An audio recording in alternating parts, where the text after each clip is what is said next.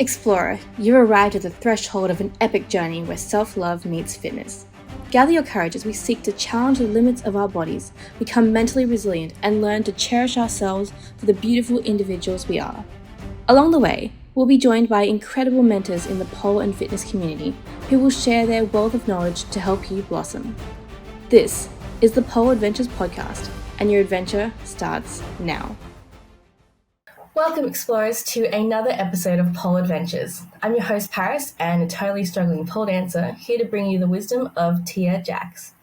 Tia has nearly 2 decades of dance experience with a passion for erotic dance, and she's been widely recognized for her slow and ethereal flow.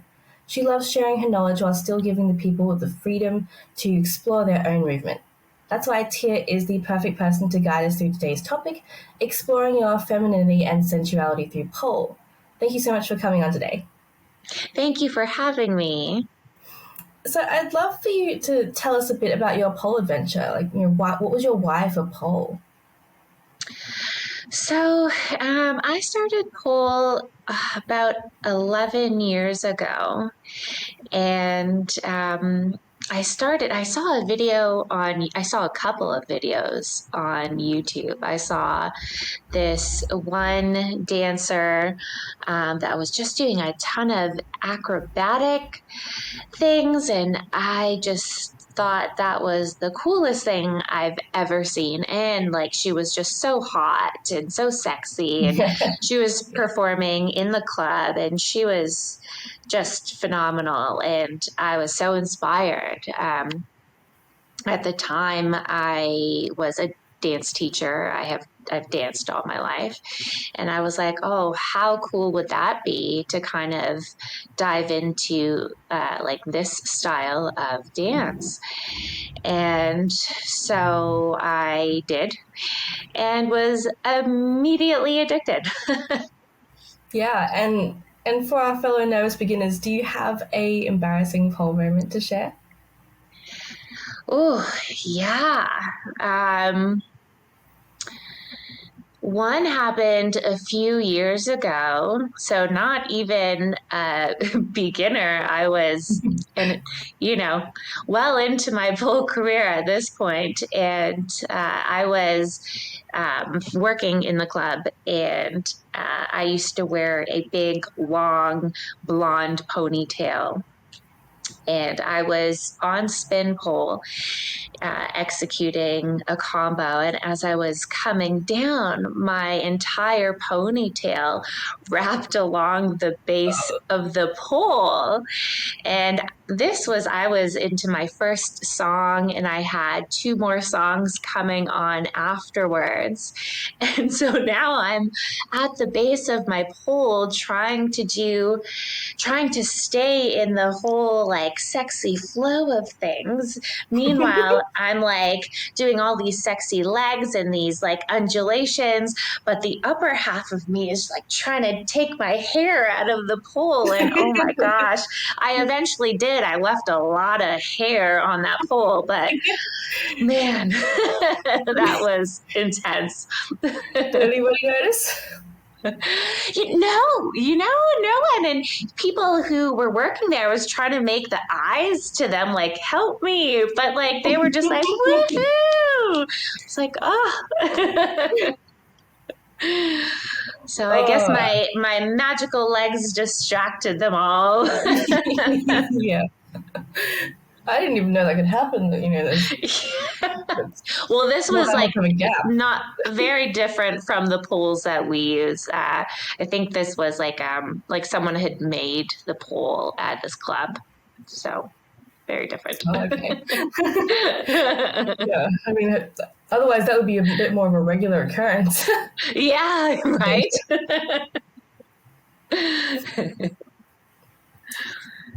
Yeah, so for you, the sexy legs obviously comes naturally, but for some people, including me, it doesn't. And I know pole can help explore that part of you, but do you have any recommendations of where you can even start? Yeah, well, sexy legs and wavy legs, it never came easy to me either, even being a dancer, having that background.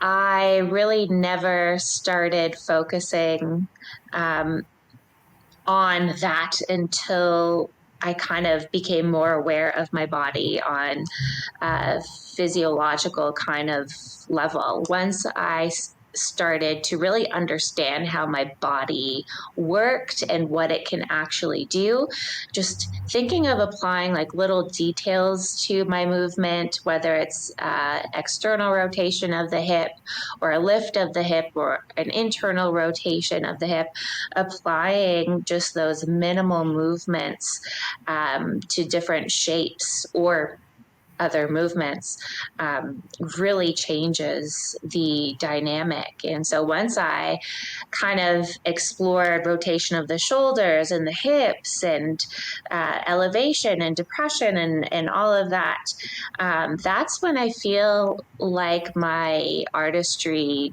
changed. I could do more. There was more tools in my tool belt to kind of play with. As a beginner, I would just suggest that you take your time, learn the basics, the fundamentals, whatever you'd like to call them, and always go back to them. Because the pirouette, the leg wave, all of those things that we're taught as beginners, down the line we kind of forget about them. And it's so important to come back to them and to decorate them. There's so much that you can do with them and build from them. So as a beginner, I would just really suggest to take your time, learn the basics, like how your body moves basically. I can lift my leg, I can drop my leg. Get comfortable with that. And then once you start building that awareness in the body, start building more awareness, become more aware of how your body can move in certain shapes and how you can apply little details to kind of make it more your own. Yeah. How do you start becoming more body aware? Do you have any tips for that? Keep moving. Never stop moving. Becoming more present while you're moving is very important as well. And it doesn't necessarily have to be like in a dance class or in a fitness class or at the gym. It could be walking to the kitchen, just to acknowledge what body parts are being active as you're taking a walk to the kitchen or down the street, or when you're reaching for something high. Just kind of maybe even freeze in a particular pose and be like, oh, like my shoulder feels like it's opening up here. Oh, that's probably externally rotating, or just becoming more aware of what's happening in your body, even doing just your day-to-day regular normal things. Aside from that, I've felt a lot more connected with my body by doing more mobility and strength training. So it might not appeal to everyone. It never really appealed to me until after my pregnancy. But during physiotherapy, going to the gym, and really focusing on mobility and conditioning, I should say, that's where I developed much more awareness of my body and how it moves. And so I kind of took everything that I've explored from those avenues and applied it into my artistry. Yeah, that's a really cool idea. I hope everyone's gonna sexy walk to their kitchen now. Yeah, right? Why not? So, for example, taking probably probably the move that everybody has trouble with, but look, like the body wave, Yeah. where yeah, like how would you, I guess, break that down so that so people could, people could know the motions, but how would you make that more actually look like it's sexy? Yeah, well, I mean,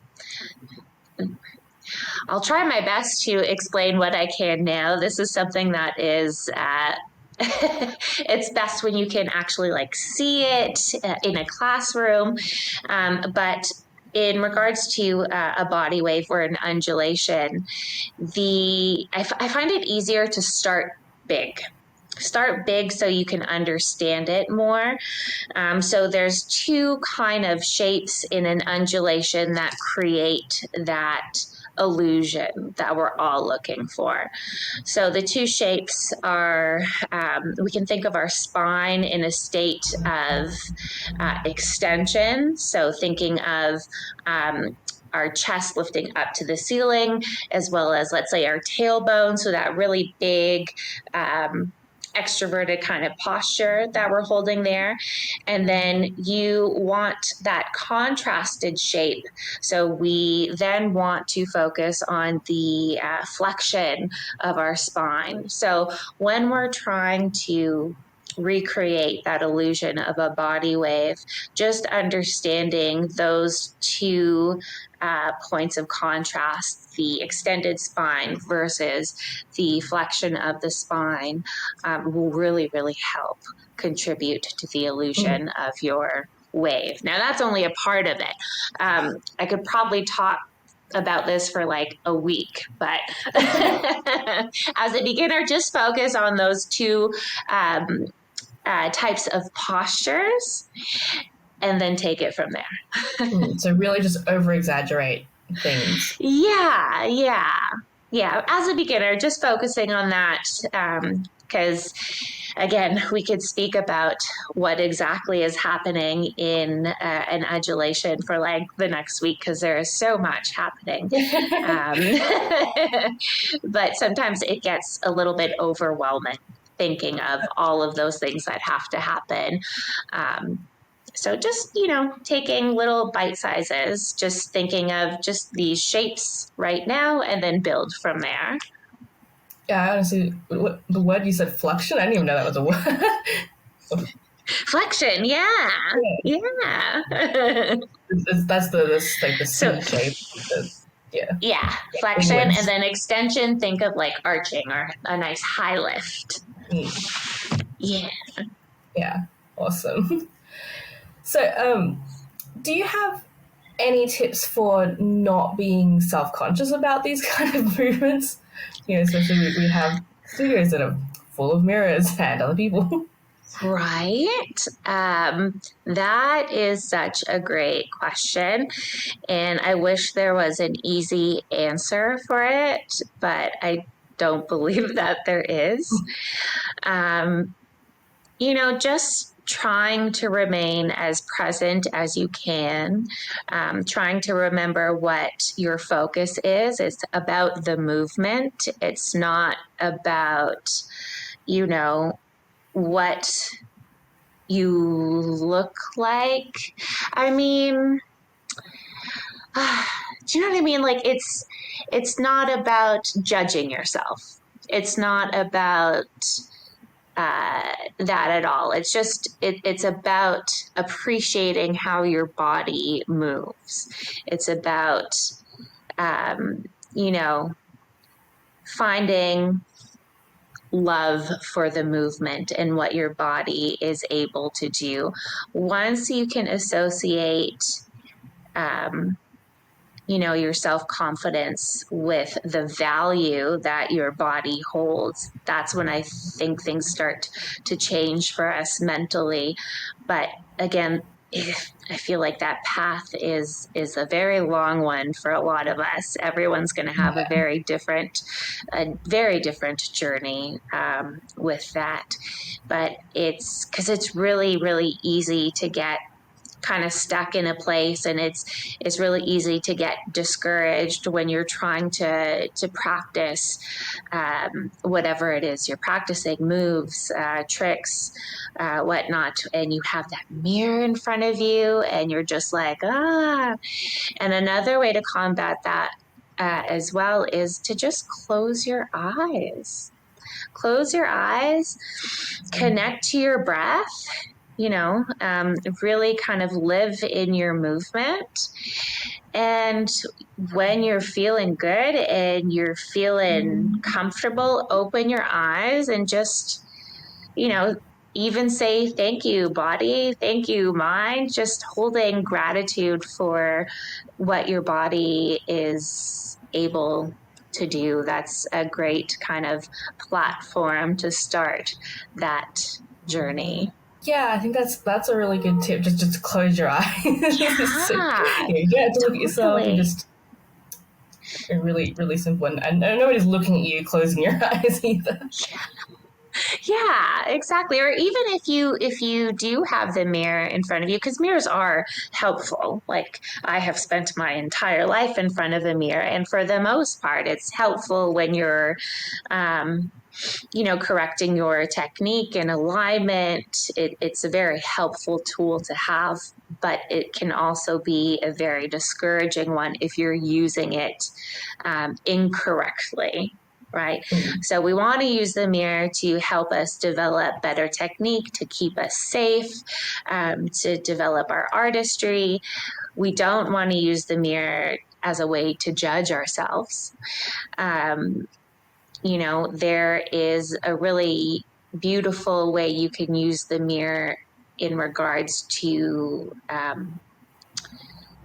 developing a closer relationship and a closer how to kind of develop more value for yourself as well, is while you're dancing to actually look at yourself in the mirror, like look into your own eyeballs, and instead of like So scanning your awkward. right, instead of scanning your whole body as we normally would, perhaps judging ourselves, take that moment to kind of snap yourself out of it, look into your own eyeballs, and just be present and appreciate yourself. Show yourself some love. Look into your eyes as you would look into a loved one's eyes. Yeah. Sexy dance for yourself. Yeah, exactly. So how do you just dance? Don't stop moving. Let it flow, and yeah, keep going. Well, I feel like to just dance, you have to kind of put your ego aside. You just have to leave everything in your brain out the door. You have to be as present as you possibly can. And I feel it is so helpful when you can give yourself permission to make mistakes, to fumble, to stop, even midway through your dancing. If you're kind of getting nervous, as I know most of us do, because you're like, oh, like, I don't know what to do next, and I'm out of moves, or whatever your thought process is. It's okay to just stop and simmer. You know what I mean? It's so beautiful even to watch someone move and then come to a complete stop and just kind of have that opportunity to have your energy linger. You know what I mean? So you don't always have to be moving to express something or to get something out. You can hold a pose, you can come to a complete stop and just let all of that energy exude out of your fingertips, the crown of your head, your toes, your heart, your chest, your booty, wherever. Yeah, that's really cool. I've only heard that with talking, like just stop, then and let the pause more and let that sink in. But I've never heard that with movement or dancing. Yeah, I'll never forget it. And I remember years ago, I was a kid and I was watching a Michael Jackson concert, and I think he was performing Dangerous. It was Dangerous, the song. And I just remember him walking out on stage, and he just stood there. He just stood there. And I got the shivers and the tinglies. And I was like, wow, he's not even moving. And I'm feeling so much.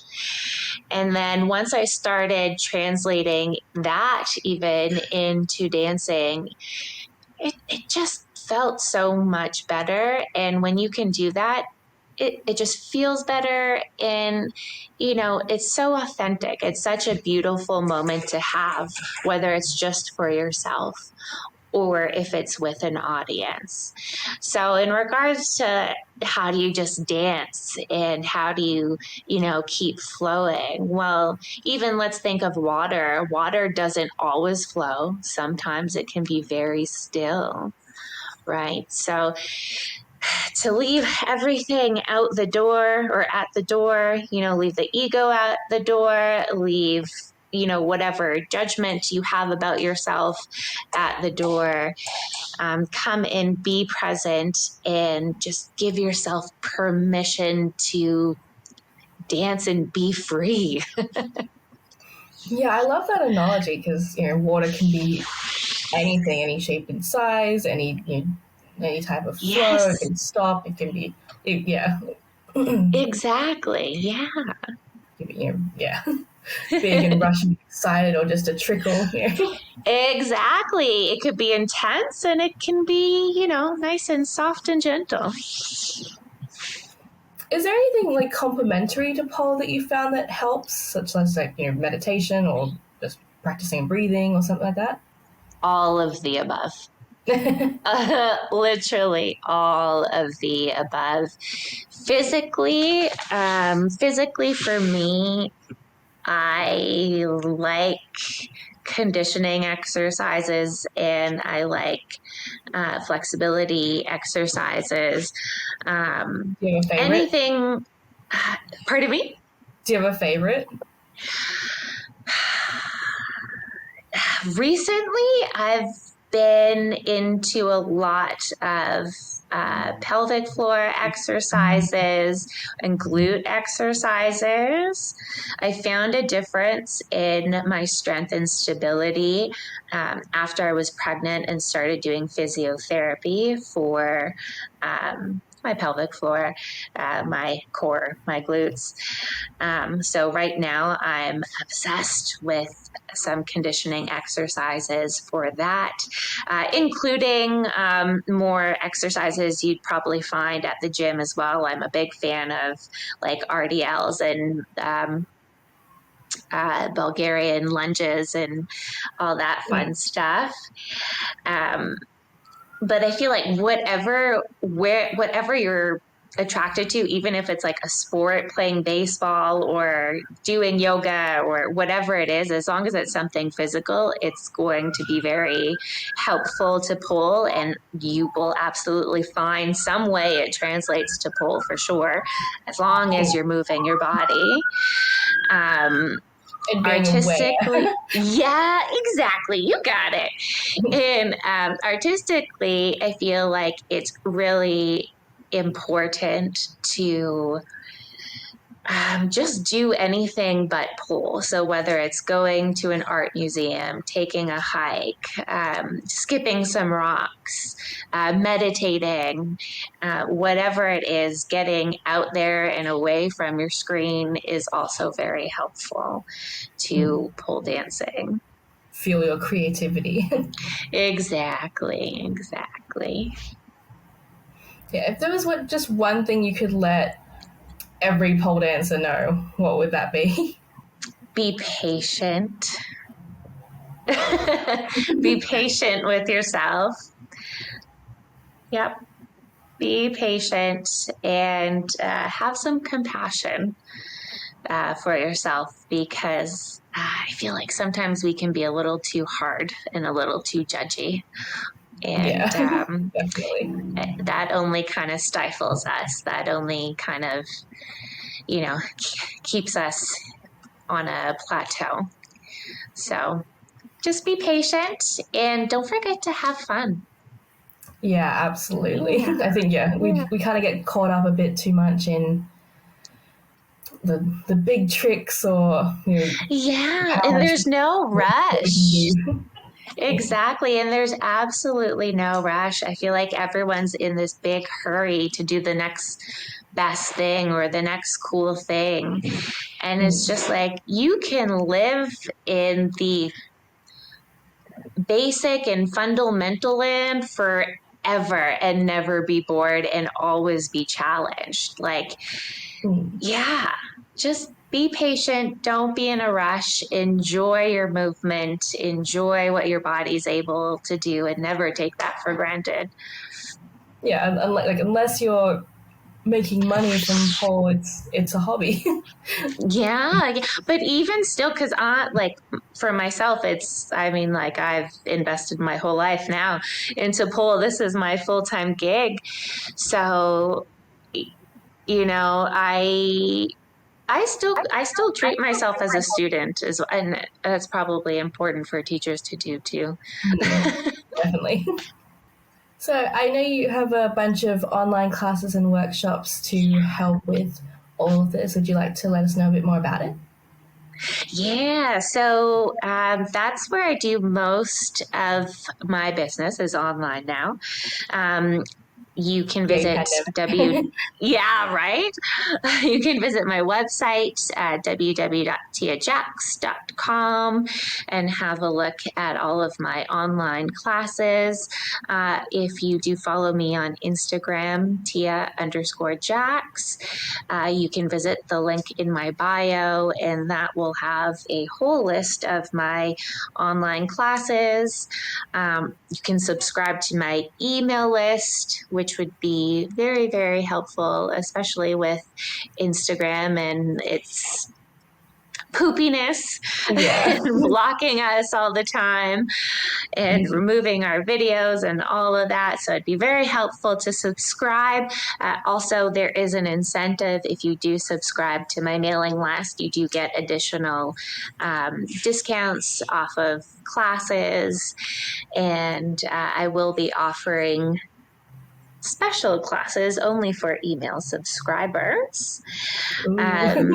Yes. And I do still teach live as well. I will be traveling in June to Tampa and Nashville, and I'll be in California this summer, Minneapolis and Hawaii and Bali for the full retreat. Oh my gosh, yes. Super stoked for that.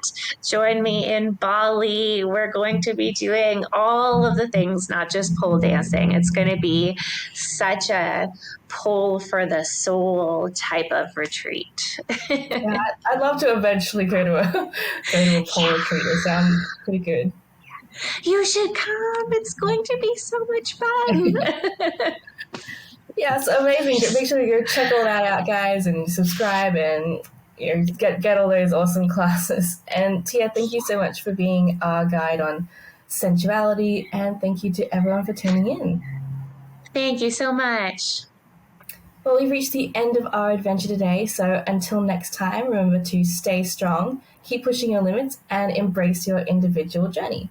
Don't forget to grab your free access to the Pole Adventures Compendium, a collection of incredible resources to help you progress on your pole journey.